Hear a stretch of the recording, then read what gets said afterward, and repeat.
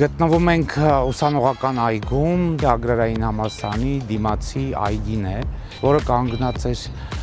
ոչնչացման եզրին։ Տարիներ շարունակ այստեղ ոռոգման ջրի խնդիր կար, հաշվի առնելով համալսարանի ղեկավարության խնդրանքը, հավելյալ մեր խնայողությունների հաշվին հնարավոր եղավ այստեղ նույնպես ոռոգման համակարգ անցկացնել։ Մոտ 3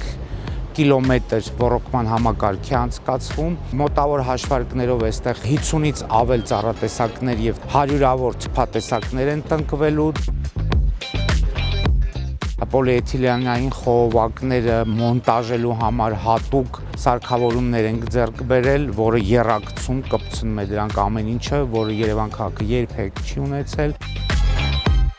Ամեն ինչ անում ենք, որպեսզի հասցնենք մինչև Ագրարային համալսարանի 95-ամյակի միջոցառումները։